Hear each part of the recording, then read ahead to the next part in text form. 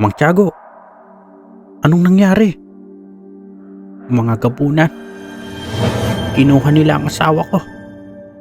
Hindi ko sila kayang labanan. Karyo, napakalakas nila. Karyo, hindi na natin sila kayang labanan. Kailangan na nating lisanin ang lugar na ito. Hindi tayo susuko. Ang sityo na ito ay ating tahanan at hindi natin ito ibibigay sa mga halimaw na iyon. Maniwala kayo sa akin. Gagamitin ko ang lahat ng natutunan ko para ipagtanggol ang sityo na ito.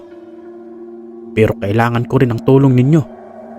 Magtulungan tayo upang labanan ang mga gabunan.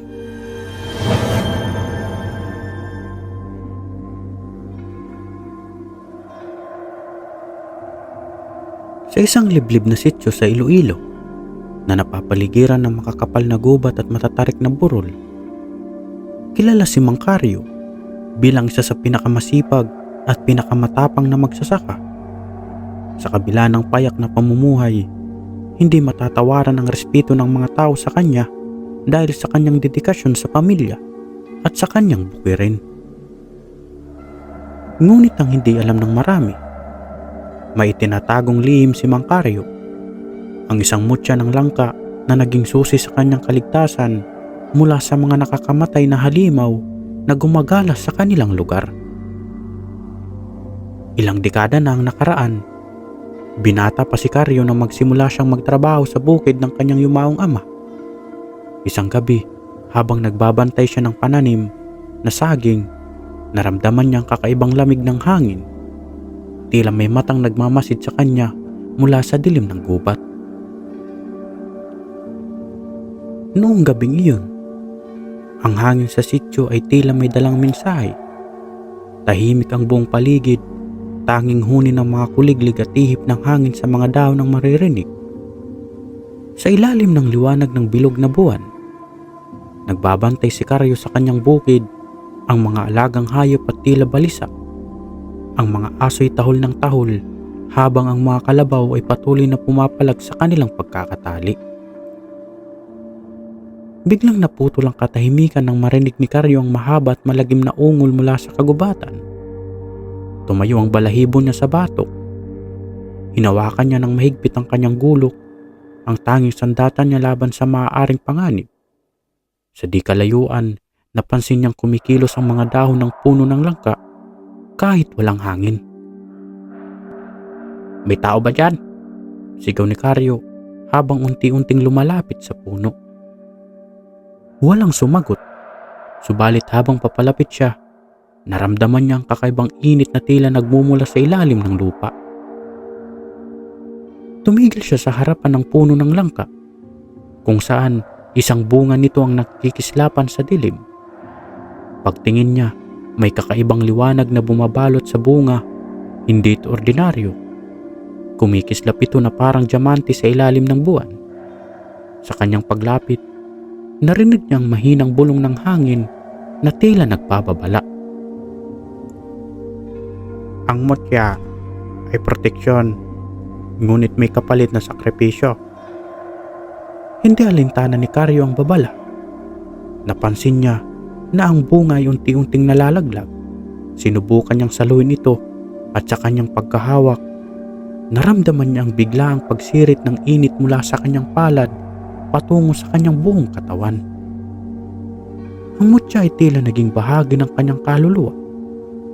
Hindi pa man niya lubos na nauunawaan ang nangyari, isang anino ang gumalaw mula sa gilid ng puno.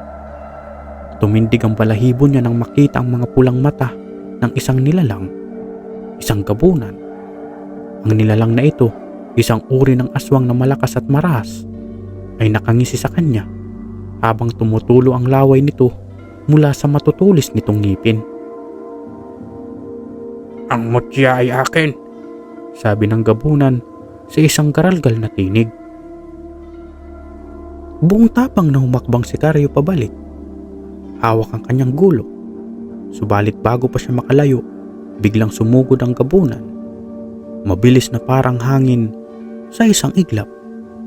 Naihataw ni Karyo ang gulok at tinamaan ang braso ng nilalang. Pumalaho ito sa sakit, ngunit hindi pa rin ito tumigil.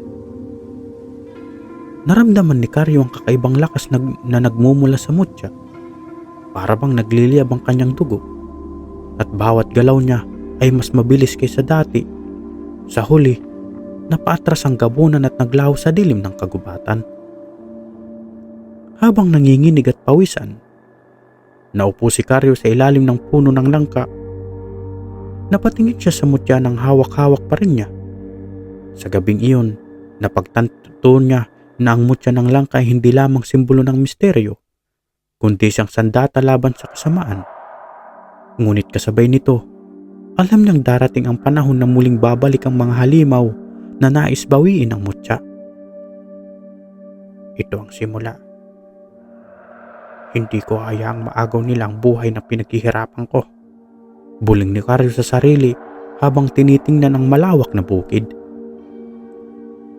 Kinabukasan, habang abala si Karyo sa pag-aararo ng lupa, lumapit ang kanyang kapitbahay na si Mang Pedro. May dala itong masarap na nilagang mais, ngunit halata ang tensyon sa mukha nito. Karyo, may usap-usapan sa baryo. Sabi ng matandang albularyo sa kabilang sityo, may kakaibang nangyari sa gubat kagabi. May nagising na diwa ng mga halimaw, sabi ni Mang Pedro habang naupo sa isang troso. Napahinto si Karyo sa ginagawa. Sumagi sa isip niya ang gabunan na muntik na siyang patayin kagabi. Tumitig siya kay Mang Pedro, ngunit pinilit niyang magmukhang kalmado. Ganun ba? Baka kwento lang para takutin tayo, sagot ni Karyo, bagamat ramdam niya ang kaba sa kanyang dibdib. Ngunit bago pa makasagot si Mang Pedro, dumating si Lolo Pinoy, ang albularyo ng kanilang sityo. Dala-dala nito ang isang baston na gawa sa kahoy ng sampalok at isang bayong na puno ng halamang gamot. Sa unang tingin pa lang, halata nang may mahalagang sasabihin ng matanda. Karyo, ikaw ba ang kumuha ng mutya ng langkas sa gubat kagabi? Sabi ni Lolo Pinoy habang tumitig ng diretso sa kanya. Nanlamig si Karyo. Hindi niya alam kung paano nalaman ng matanda ang nangyari. Ngunit hindi na siya nagtangkapang magsinungaling. Tumango siya ng maharahan. Anong gagawin ko, Lolo? Ang mutya ang lumapit sa akin, sagot ni Karyo, baka sa mukha ang kanyang pagkalito. Napabuntong hininga si Lolo Pinoy at umupo sa tabi ng puno ng mangga. Alam mo ba ang bigat ng iyong dinadala? Ang mutya ng langka ay sagrado, Karyo. Proteksyon ito laban sa mga nilalang ng dilim. Ngunit may kasama itong sumpa. Ang sino mang magmay-ari nito ay susubukin ng mga gabunan at iba pang halimaw. Hanggat nasa iyo ang mutya, hindi ka nila titigilan. Pero Lolo, kagabi, niligtas ako ng mutya laban sa gabunan. Parang binigyan ako ng lakas na hindi ko pa nararamdaman dati, sagot ni Karyo. Ngumiti ng mapait si Lolo Pinoy. Oo, bibigyan ka nito ng kakaibang lakas. Ngunit ang lakas na iyan ay may kapalit. At ang kapalit na iyon ay madugo. Kung gusto mong manatiling buhay, kailangan mong matutunang gamitin ang mutya at labanan ng mga halimaw na darating. Ang tanong, handa ka ba po? Tahimik si Karyo. Alam niyang hindi na kayang iwan ang mutya. Lalo na't ito ang nagligtas sa kanya. Ngunit hindi rin niya makakaila ang takot sa sinabi ng matanda. Bilang sagot, iniabot ni Lolo Pinoy ang isang maliit na botilya ng langis na may kakaibang amoy. Ito ang langis ng niyo na galing sa ikapitong bunga ng isang punong niyo. Kapag nagbabago ang kulay nito sa harap ng isang tao, aswang ang kaharap mo. Lagi mong dalhin ito, Karyo, sa darating na mga gabi. Susubukin ka nila. Tumango si Karyo. Hawak ang botilya ng langis.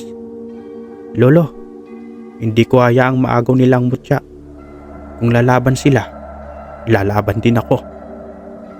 Napangiti si Lolo Pinoy, ngunit halata ang lungkot sa kanyang mga mata.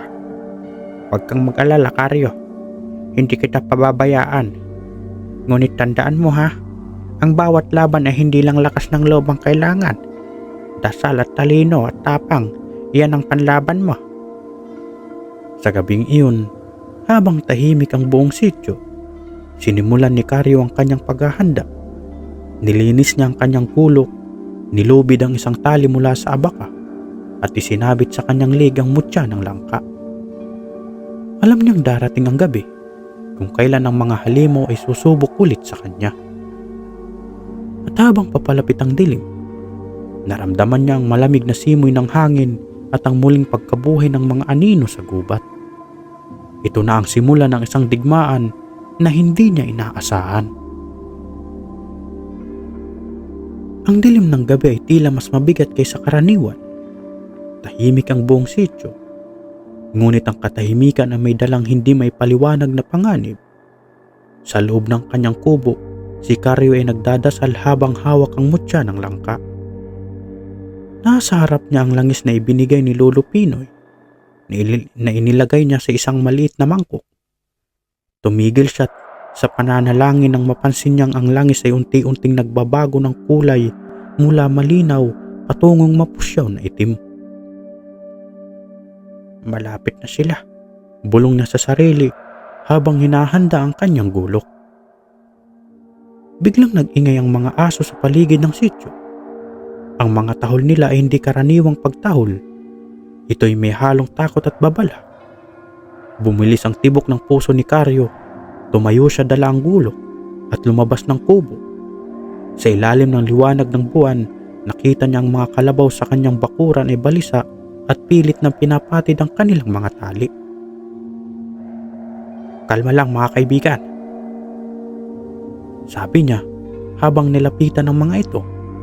Ngunit bago pa man siya makarating, narinig niyang isang malalim na halakhak mula sa gilid ng gubat. Lumabas ka, Karlo. Ibaba mo ang mutya at hindi ka namin sasaktan, wika ng isang garalgal na boses. Mula sa ilalim ng mga puno, dahan-dahang lumitaw ang tatlong nilalang. Ang kanilang mga katawan ay baluktot at ang balat ay parang uling at ang kanilang mga mata ay pulang-pula. Mga gabunan sila, mga halimaw na mas malaki at mas malalakas kaysa sa karaniwang aswang. Hindi ninyo makukuha ang mutya. Kung gusto nyo dumaan muna kayo sa akin, sagot ni Karyo, bagamat nanginginig ang kanyang boses. Mabilis ang kilos ng unang gabunan, tumakbo ito patungo kay Karyo na parang kidlat.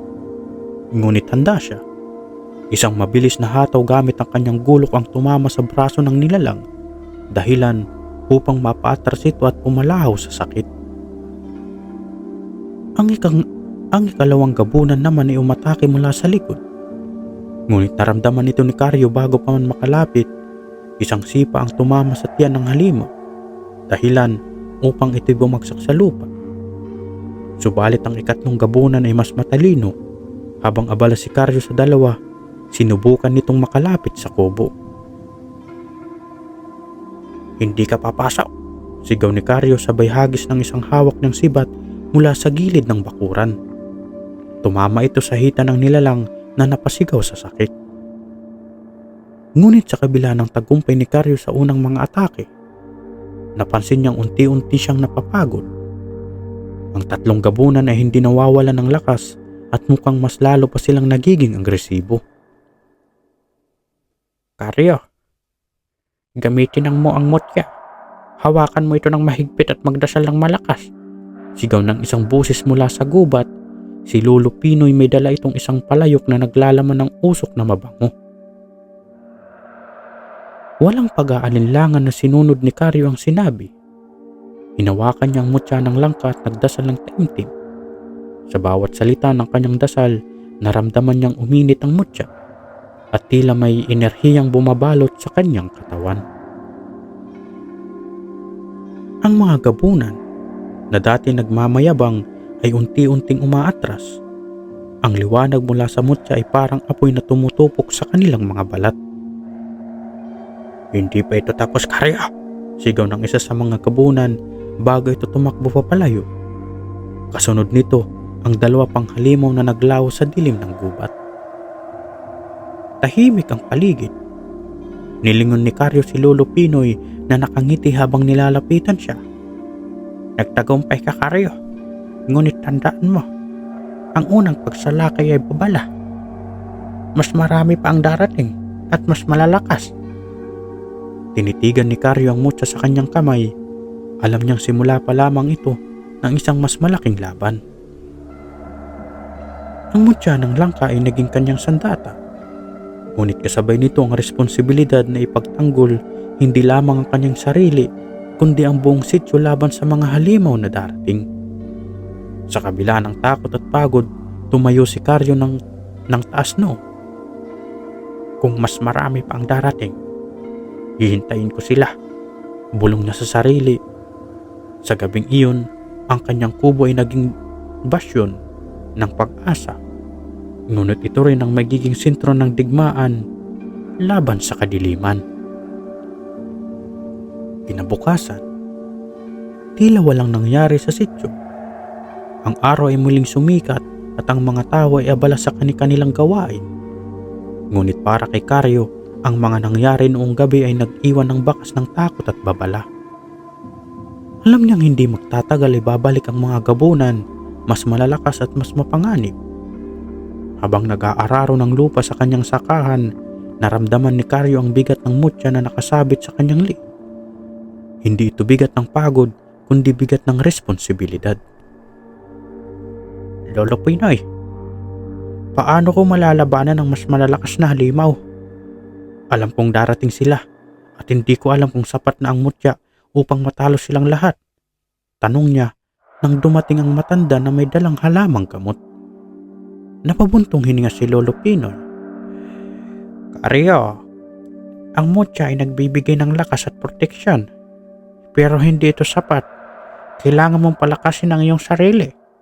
Hindi lang ang iyong katawan, kundi pati ang iyong isipan at puso.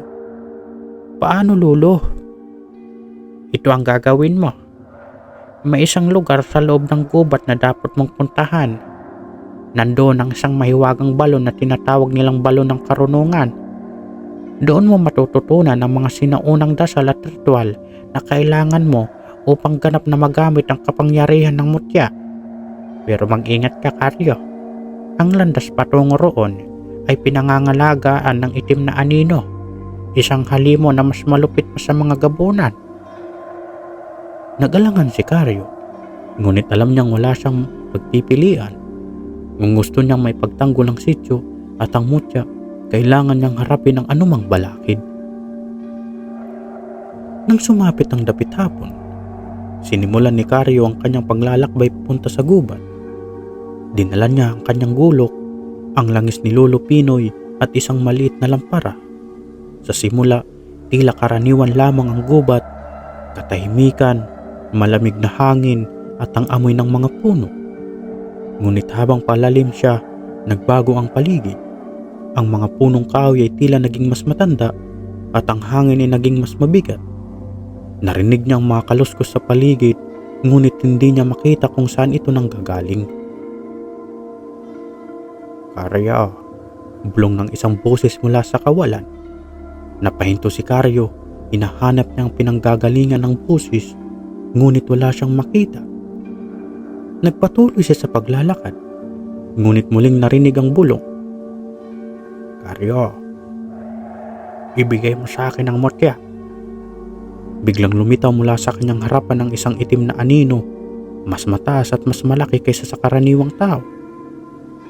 Ang mga mata nito ay parang dalawang nagliliyab na baga at ang katawan nito ay parang usok na gumagalaw.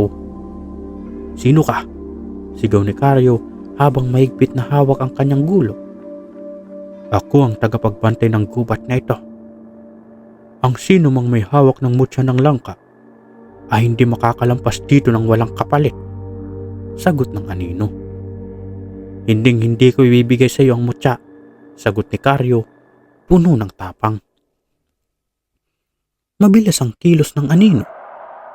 Sumugod ito kay Karyo, ngunit mabilis ding umatras ang magsasaka habang iniwawas-iwas ang kanyang gulok. Tumama ang gulok sa anino, ngunit parang walang epekto. Ang anino ay parang usok na hindi kayang sugatan ng bakal.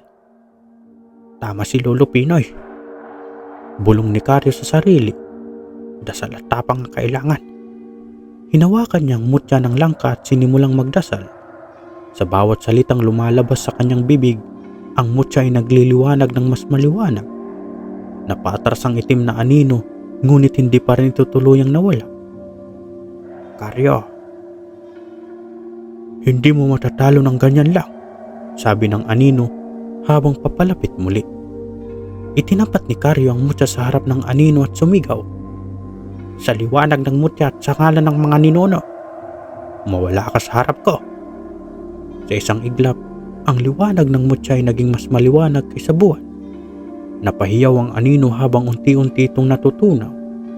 Ang usok nito ay naglaho sa hangin at muling bumalik ang katahimikan sa gubat. Sa wakas, narating ni Karyo ang isang maliit na bakanting lote sa gitna ng gubat. Nandoon ang balon na sinasabi ni Lolo Pinoy. Ang tubig nito ay kumikislap kahit wala namang liwanag na tumatama rito. Lumapit siya at tumingin sa tubig. Biglang nagpakita sa balon ang imahe ng isang matandang babae. Karyo, ako ang espiritu ng balon ng karunungan. Dumaan ka na sa pagsubok ng itim na anino. Ngunit marami ka pang dapat matutunan. Iinom ka ba ng tubig ng balon? Opo, sagot ni Karyo nang walang pag-aalinlangan. Inumin mo, ngunit tandaan mo, ang karunungan ay may kasamang bigat ng responsibilidad. Lumuhod si Karyo at uminom mula sa balon. Sa bawat patak ng tubig na lumapat sa kanyang dila, parang may pumasok na kakaibang enerhiya sa kanyang katawan. Naramdaman niyang mas lalong lumalakas siya at sa kanyang isipan, natutunan niyang mga sinaunang dasal at ritual na dati hindi niya alam. Ngayon, handa na si Karyo sa mas malalaking hamon na darating. Ngunit alam niyang hindi pa tapos ang kanyang laban. Ang gubat na ito ay may mas marami pang lihim na kailangang tuklasin at ang kanyang responsibilidad bilang tagapangalaga ng mutya ay nagsisimula pa lamang. Sa pagbabalik ni Karyo mula sa gubat, dala niya ang bagong lakas at kaalaman na nakuha mula sa balon ng karunungan. Ngunit kahit na nararamdaman niyang mas handa siya sa mga darating na hamon, may bigat pa rin sa kanyang puso. Alam niya ang mga gabunan ay hindi susuko ng ganun na lamang. Pagdating niya sa kanyang kubo, sinalubong siya ni Lolo Pinoy. Nakita ng matanda ang kakaibang liwanag sa mata ni Karyo. Nagawa mo ba ang lahat ng kinakailangan mo, Karyo? Tanong nito. Opo, Lolo. Ngunit alam kong hindi pa itong wakas. Mas malaking panganib ang paparating, sagot niya. Ngumuti si Lolo Pinoy, bagaman halata sa mukha nito ang pag-aalala. Tama ka, Karyo. Ang gabunan ay hindi titigil hanggang hindi nila nakukuha ang mutya. Ngunit ngayon, mas malakas ka na. Subalit tandaan mo, ang lakas ay walang silbi kung hindi mo ito gagamitin ng tama. Lumipas ang ilang araw nang walang nangyayaring kakaiba sa sityo. Bumalik sa normal ang buhay ni Karyo at ng mga tao. Ngunit sa bawat gabi, nararamdaman niya ang kakaibang presensya sa paligid. Parang may mga mata nagmamatsyag sa kanya mula sa dilim. Isang gabi, habang siya nagpapahinga sa kanyang kubo, biglang narinig ni Karyo ang isang malakas na sigaw mula sa kabilang dulo ng sityo. Mabilis niyang kinuha ang kanyang gulok at ang mutya ng langka, sabay labas ng bahay upang alamin kung ano ang nangyari. Sa gitna ng dilim, nakita niya ang ilang kabahayan na tila nilamon ng itim na usok. Ang mga tao ay nagtatakbuhan at ang ilan ay umiiyak habang pilit na tinatakpan ang kanilang mga tainga. Si Mang Tiago, sinugod ng mga halimaw ang bahay nila, sigaw ng isang matandang babae. Mabilis na tumakbo si Karyo patungo sa bahay ni Mang Tiago. Pagdating niya roon, nakita niyang matandang magsasaka na nakaluhod sa harap ng bahay, hawak ang kanyang dibdib at parang nawalan ng hininga. Mang Tiago, Anong nangyari? Tanong ni Karyo habang inalalaya ng matanda. Mga gabunan. Kinuha nila ang asawa ko. Hindi ko sila kayang labanan, Karyo. Napakalakas nila. Sagot nito, halos pabulong. Sa likuran ni Karyo, narinig niyang may hinang yabag ng mga tao mula sa sityo. Lumapit sila upang makita ang nangyari. Ang takot ay malinaw sa kanilang mga muka. Karyo, hindi na natin sila kayang labanan. Kailangan na nating lisanin ang lugar na ito. Wika ni Aling Marta, isang matandang albularyo mula sa sityo. Hindi tayo susuko. Ang sityo na ito ang ating tahanan at hindi natin ito ibibigay sa mga halimaw na iyon. Mariing sagot ni Karyo. Ngunit paano natin sila malalabanan? Tanong ng isa sa mga magsasaka. Tumingin si Karyo sa mutya ng langka na nakasabit sa kanyang liig. Sa ilalim ng liwanag ng buwan, kumikislap ito na parang buhay. Maniwala kayo sa akin. Gagamitin ko ang lahat ng natutunan ko para ipagtanggol ang sityo na ito. Pero kailangan ko rin ang tulong ninyo. Magtulungan tayo upang labanan ang mga gabunan. Sa gabing iyon, tinipon ni Karyo ang mga tao ng sityo. Ipinakita niya sa kanila ang langis ni Lolo Pinoy, ang gulok na may bendisyon at ang mutya ng langka. Sinimulan niyang turuan ang mga kalalakihan ng mga sinaunang dasal na nakuha niya mula sa balon ng karunungan. Kailangan nating ihanda ang ating mga sarili. Hindi natin alam kung kailan muling susugod ang mga gabunan. Pero sigurado akong babalik sila sa pagkakataong iyon. Mas handa na tayo, sabi ni Karyo. Naglatag si Karyo ng mga bitag sa paligid ng sityo, gamit ang mga itak na nilubog sa langis ng mga bendisyon. Naglagay rin siya ng mga anting-anting at talisman sa bawat bahay upang protektahan ang mga pamilya. Sa kalagitnaan ng kanilang paghahanda, biglang nagdilim ang paligid. Kahit pa maliwanag ang buwan, parang natakpan ito ng makapal na ulap. Ang malamig na hangin ay biglang naging mas mabigat at narinig nila ang halakhak ng mga gabunan mula sa kagubatan. Karyo, nandito na sila, sigaw ni Lolo Pinoy. Lumabas si Karyo, dala ang kanyang gulok at mutya. Tumayo sa gitna ng sityo, harap-harapan sa dilim. Ang mga gabunan ay nagsimulang magpakita mula sa gubat. Mas marami at mas malaki kaysa dati. Akala mo ba'y matatakot kami sa iyo, Karyo? Ang mutya ay amin at kukunin namin ito ngayong gabi, sabi ng isang gabunan na may malalim na busis. Kung gusto niyo ang mutya, lumapit kayo, sagot ni Karyo ng buong tapang. Sa unang pagkakataon, naramdaman ng mga tao ng sityo ang kakaibang lakas mula kay Karyo. Ang liwanag ng mutya ay tila bumabalot sa kanya at ang kanyang tapang ay nagbigay sa kanila ng pag-asa. Sa gabing iyon, magsisimula ang isa sa pinakamalaking labanan ng kanilang buhay. Ngunit alam ni Karyo, hanggat nasa kanya ang mutya at ang dasal ng mga ninuno, hindi niya hayaang maagaw ng mga halimaw ang kanilang tahanan. Habang papalapit ang mga gabunan mula sa gubat, nananatiling matatag si Karyo. Sa kanyang mga kamay, mahigpit niyang hawak ang gulok na may bendisyon, habang ang mutya ng langka sa kanyang liig ay kumikislap sa dilim. Tila nagsasabing handa itong ipagtanggol ang buong sityo. Mga kababayan, huwag kayong matakot. Sama-sama tayong lalaban. Ang mutya ay hindi magpapatalo sa kanila. At hanggat magkaisa tayo, hindi nila tayo mag-aagape, sigaw ni Karyo sa mga tao na nakapaligid sa kanya. Ang mga kalalakihan, armado ng itak at sibat na basang-basa ng langis na may bendisyon, ay pumipisto sa paligid ng sityo. Ang mga kababaihan at bata naman ay nagtago sa loob ng mga bahay, pinalilibutan ng mga anting-anting at mga halamang may bisa laban sa mga limaw. Sa isang iglap, nagkalat ang makapal na usok sa hangin. Ang mga gabunan sa kanilang mga nakakatakot na anyo ay naglabasan mula sa bawat sulok ng kagubatan. Ang kanilang mga mata ay nagliliwanag sa dilim at ang kanilang mga ngipin at kuko ay kumikislap na parang bakal. "Handa na kami," sigaw ng isang gabunan na mukhang pinuno ng pangkat. "Ibigay mo ang mutya, Karyo, o hindi na kayo makakakita ng umaga." "Hindi nyo makukuha ang mutya. Haharapin ko kayo kahit isa-isa pa," sagot ni Karyo.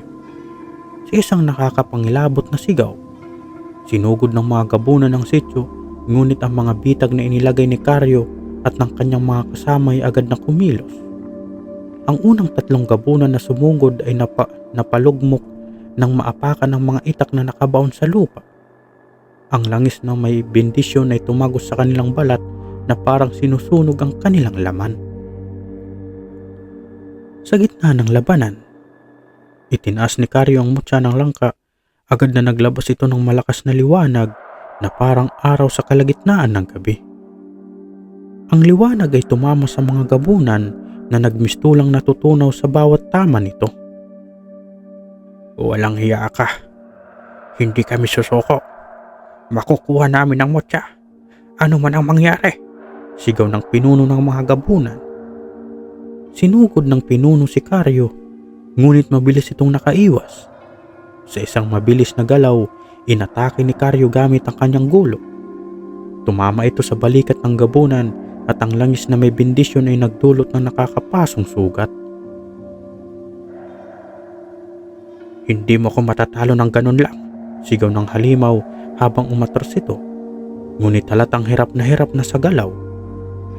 Habang abala si Karyo sa pakikipaglaban sa pinuno ng mga gabunan, ang ibang kalalakihan ng sityo ay patuloy na lumalaban. Sa tulong ng mga bitag at dasal na itinuro ni Karyo, nagawa nilang makapinsala ng marami sa mga halimaw. Ang kanilang tapang ay parang nag-uumapaw dahil sa inspirasyon ni Karyo. Si Lolo Pinoy, kahit matanda na, ay nasa gitna rin ng labanan.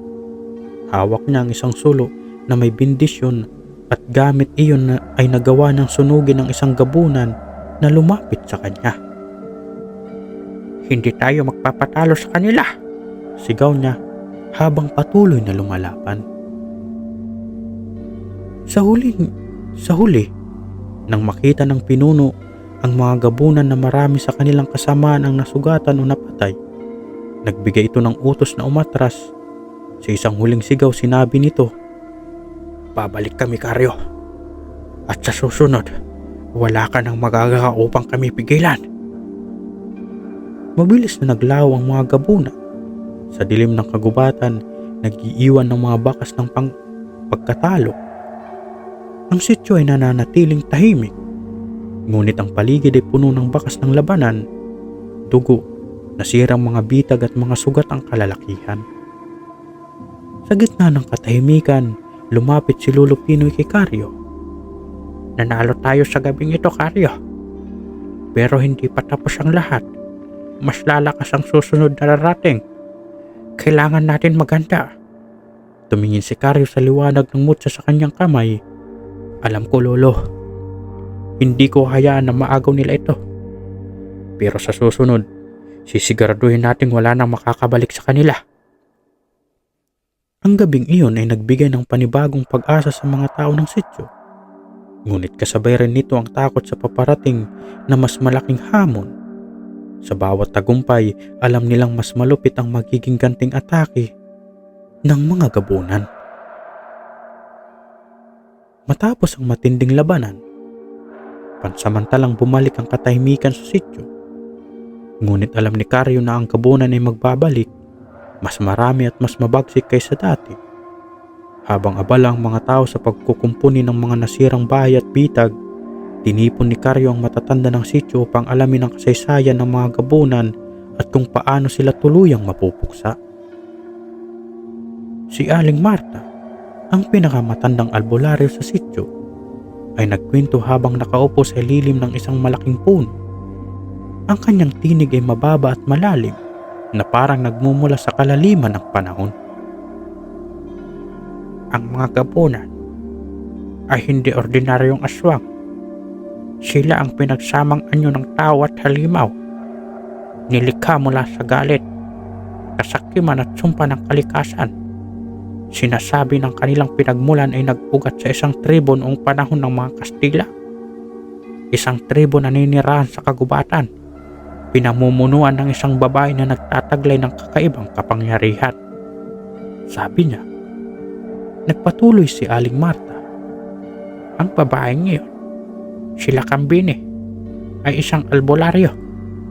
Ngunit ginamit ang kanyang kaalaman sa masamang paraan.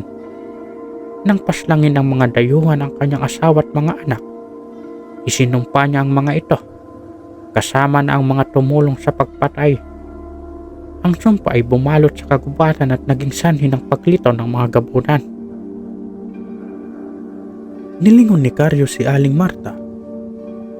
Kung may pinagmulan sila, ibig sabihin may paraan pa upang sila mapuksa. Tumango ang matanda. Oo, Karyo. Ngunit hindi ito madali. Ang sumpa ay nakakakabit na sa isang bagay, ang batong gabunan, isang itim na bato na iniingatan ng pinuno ng kanilang lahi. Hanggat hindi iyon nasisira, hindi mawawala ang lahi nila. Ngunit ang sino mang susubok na sirain ang bato ay kailangang harapin ang supremo ng gabunan. Nasaan ang batong iyon? Tanong ni Karyo. Sa pinakaloob ng kanilang lungga, sa ilalim ng isang matandang punong balete, sa gitna ng kagubatan. Sagot ni Aling Marta. Alam ni Karyo na kailangan nang hanapin ang batong gabunan upang tuluyang matapos ang problema. Tinipon niya ang mga kalalakihan ng sityo upang magplano. Kailangan nating mahanap ang punong balete at sirain ang batong gabunan. Ngunit hindi ko magagawa ito ng mag-isa. Kailangan kong magtulungan tayo. Nagboluntaryo ang ilan sa mga pinakamalalakas na kalalakihan sa sityo, kabilang sina Andoy, Tomas at Nestor. Karyo, kasama mo kami, sabi ni Andoy. Kung hindi natin tatapusin ito ngayon, hindi na tayo magkakaroon ng katahimikan. Dinala ni Karyo ang mutya ng langka, langis na may bendisyon, at ang kanyang gulo. Sinigurado niyang handa rin ng iba pang mga kasamahan. Nagdala sila ng mga itak, sibat at sulo na may mga bendisyon mula kay Aling Marta. Sa sumunod na araw, bago magbukang liwayway, nagsimula na ang grupo ni Karyo sa kanilang paglalakbay papunta sa kagubatan. Ang hangin ay malamig at ang paligid ay tahimik. Ngunit nararamdaman nila ang presensya ng mga gabunan na may nagmamatsyag mula sa dilim. Habang naglalakad sila, biglang narinig nila ang paggalaw ng mga dahon sa kanilang likuran. Tumigil sila, hawak ang kanilang mga armas. Mag-ingat. Hindi natin alam kung anong naghihintay sa atin, sabi ni Karyo. Lumapit ang isang anino mula sa dilim. Ang mga kalalakihan ay naghanda na sa pag-atake. Ngunit agad na bumungad ang pamilyar na muka na si Lolo Pinoy. Karyo, hindi ko kayang hayaan kayong magpunta nang wala ako, sabi ni Lolo Pinoy habang hawak ang isang mahabang tungkod na may ukit na sinaunang dasal. Alam kong kailanganin mo ang tulong ko. Bagaman nag-aalala si Karyo sa kalagayan ng matanda, alam niyang magagamit nila ang karanasan at kaalaman ni Lolo Pinoy. Tinanggap niya ito sa grupo at nagpatuloy sila sa kanilang paglalakbay. Pagdating nila sa kalagitnaan ng kagubatan, nakarating sila sa isang maliit na ilog na puno ng putik. Ang ilog ay tila may kakaibang anyo, ang tubig ay madilim at amoy nabubulok. Napansin ni Karyo ang mga kakaibang marka sa paligid ng pampang, tila mga bakas ng malalaking paa. Dito sila dumadaan. Malapit na tayo, sabi ni Lolo Pinoy. Ngunit bago sila makatawid, naramdaman nila ang paggalaw sa paligid. Mula sa mga puno, nagpakita ang ilang gabunan na tila handang makipaglaban. Hindi kayo makakatawid ng buhay, sigaw ng isa sa mga gabunan na may mas mahabang kuko at mas matalim na ngipin kaysa sa iba. Pwes, subukan nyo kami, Sigaw ni Karyo habang itinasang mutya ng langka. Naglalabas ng liwanag na nagtaboy sa ilan sa mga halimaw. Mabilis ang labanan na sumunod. Gumamit ang mga kasama ni Karyo ng kanilang mga armas at bitag upang labanan ang mga gabunan. Si Karyo naman, gamit ang mutya at ang kanyang gulok ay pinangungunahan ng depensa. Bagamat malalakas ang mga halimaw, nananaig ang tapang at pagkakaisa ng grupo. Isa-isa nilang napatay ang mga gabunan hanggang sa wala nang natira. "Magmadali tayo. Hindi magtatagal, darating ang iba pa," sabi ni Karyo. Matapos ang ilang oras ng paglalakbay, narating nila ang pinakaliblib na bahagi ng kagubatan. Sa gitna ng lugar, naroon ang isang napakalaking punong baliti na tila humihinga sa ilalim ng liwanag ng buwan. Ang mga ugat nito ay parang gumagalaw at sa paanan nito ay naroon ang isang itim na bato na kumikislap sa dilim. "Ang batong gabunan, narito ang sumpa," bulong ni Lolo Pinoy. Ngunit bago nila malapitan ang bato, narinig nila ang isang nakakapangilabot na halakak. "Hindi kayo makakalapit dito," sabi ng isang malalim na boses mula sa likod ng puno. Lumabas ang supremo ng gabunan, isang halimaw na mas malaki at mas nakakatakot kaysa sa kanilang lahat. "Tingnan natin kung hanggang saan ang tapang ninyo," sabi ng supremo habang nakangisi, handa na sa laban ng magpapasya sa kapalaran ng sityo. Ang hangin ay bumigat sa paligid ng punong baliti. Ang liwanag ng buwan ay tila nawawala at ang dilim ay yumakap sa kagubatan habang ang supremo ng gabunan ay unti-unting lumalapit. Ang mga ugat ng punong baliti ay gumagalaw na parang mga ahas, nakapalibot sa itim na bato ng siyang ugat na sumpa. Ang supremo ay napakalaki. Ang kanyang mga mata ay pula tulad na nagbabanggang uling. At ang kanyang mga kuko ay tila kaya nitong butasin kahit ang pinakamalakas na bakal. Ang kanyang boses ay mababa ngunit malupit, nagpapahiwatig ng hindi matatawarang kapangyarihan. "Hindi nyo matitibag ang sumpa ng gabunan. Ang bawat dugo na dumadaloy sa gubutan na ito ay bahagi ng aking lakas. Walang sino man makakatalo sa akin," sabi ng supremo habang tumatawa ng malalim. Si Karyo, hawak ang mutya ng langka, ay humakbang pasulong. Ang liwanag ng mutya ay bahagyang nagtaboy sa dilim na bumabalot sa lugar. Ang kanyang mga kasama ay nakaposisyon sa likuran niya, hawak ang kanilang mga itak at sibat at sulo. "Kami ang wakas ng iyong kasamaan. Hindi kami titigil hanggang mapalaya ang sityo mula sa sumpa ninyo," sabi ni Karyo, puno ng determinasyon. Ang supremo ay umalakhak muli. Sa isang mabilis na kilos, itinaas nito ang kanyang kamay at nagpakawala ng malakas na hangin na nagpatumba sa ilan sa mga kasama ni Karyo. "Kayo ang magdurusa ngayon," sigaw ng supremo. Sinimula ng supremo ang kanyang pag-atake sa pamamagitan ng pagkakawala ng mga ugat ng punong baliti na parang mga ahas. Ang bawat ugat ay sumasagitsit, nagtatangkang sakali ng sino mang lalapit.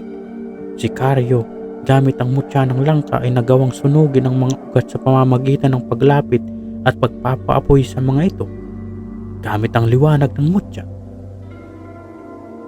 Habang lumalaban si Andoy, isa sa mga pinakamalapit na kaibigan ni Karyo ay nakulong ng mga gumagalaw na ugat. Sa kabila ng hirap, sinagawan niya si Karyo. "Huwag mo akong alalahanin. Ituloy niyo ang lahat. Ituloy niyo ang laban." Pinilit ni Karyo na iligtas si Andoy, ngunit hinarangan siya ng supremo. Sa isang iglap, ang mga ugat ay bumalot ng mahigpit kay Andoy hanggang sa maputol ang kanyang hininga. Ang kanyang huling sigaw ay puno ng tapang at pagmamalasakit sa grupo. Ang pagkamatay ni Andoy ay napakalakas ng loob kay Karyo. "Hindi masasayang ang sakripisyo mo, Andoy," sabi niya habang hawak ng mahigpit ang kanyang mutya. Habang nagpatuloy ang labanan, Napansin ni Karyo na ang liwanag ng mutya ay lalong lumalakas tuwing nilalapitan niya ito sa itim na bato. Dito niya nauunawaan ang kalagahan ng mutya. Ito ang susi upang siraan ang sumpa. "Protektahan niyo ako!" sigaw ni Karyo sa kanyang mga kasamahan habang dahan-dahan siyang lumapit sa bato. Ang Supremo, napansin ang plano ni Karyo, ay nagalit at biglang nagpalit ng anyo. Lumaki pa ang katawan nito at ang kanyang mga kamay ay nagmistulang matutulis na sandata. "Hindi niyo maabot ang bato!" sigaw niya habang umatake ng mas mabangis.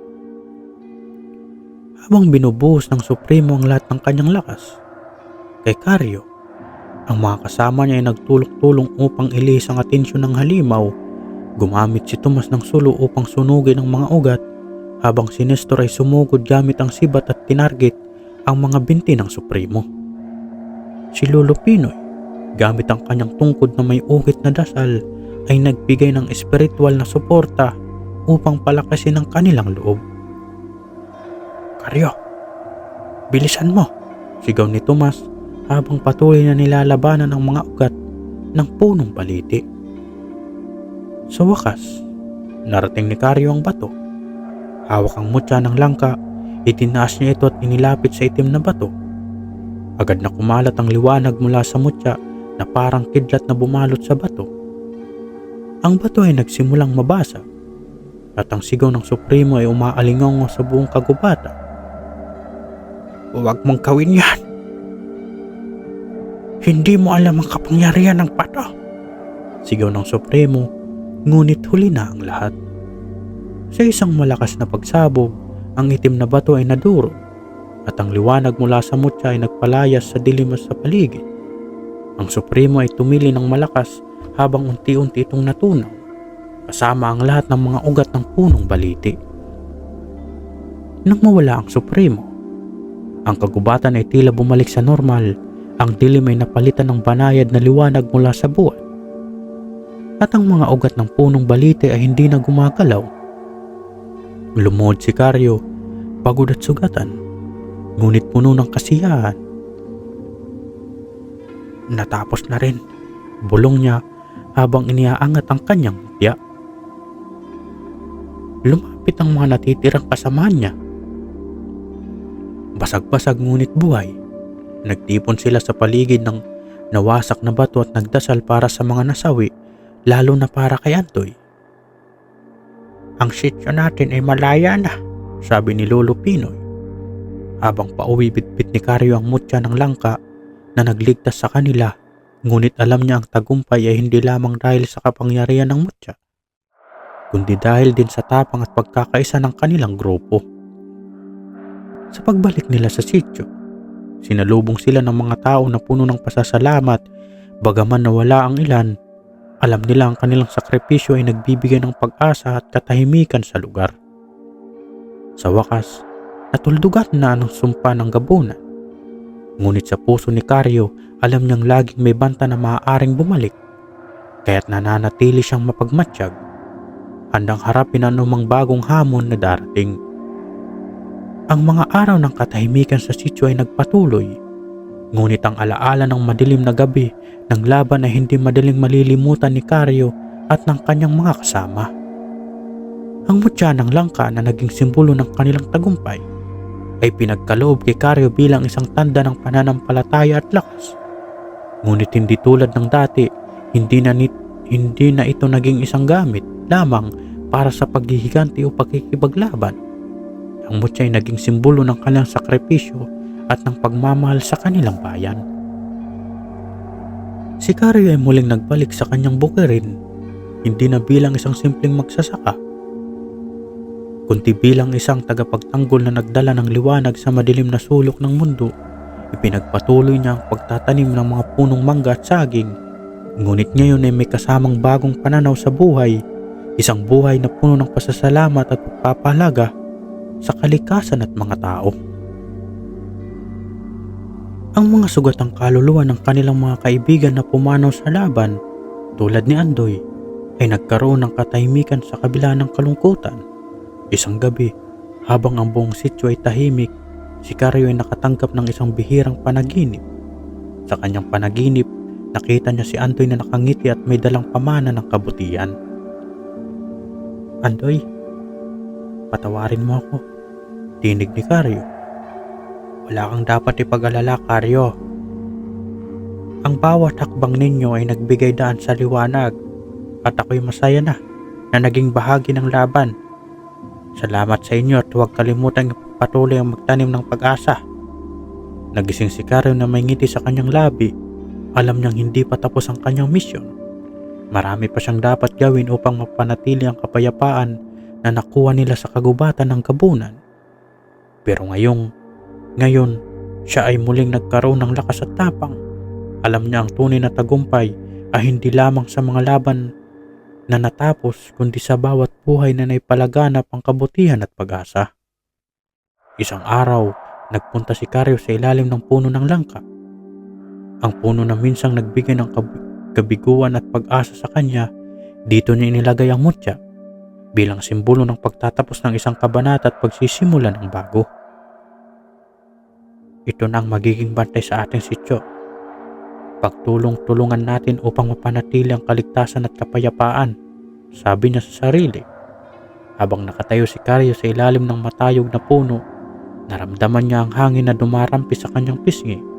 Parang isang yakap mula sa kalikasan. Ito ang huling tanda na ang espiritu ng kanyang mga kaibigan at ang mga naninirahan sa sityo ay napapayapa na. At sa huling pagdapo ng araw, ang mga anino ng gabi ay tuluyang nawala.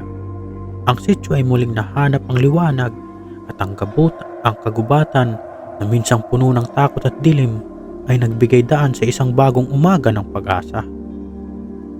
Ang laban ni Karyo at ng kanyang mga kasama ay isang patunay na lakas ng pananampalataya, pagkakaisa at sakripisyo.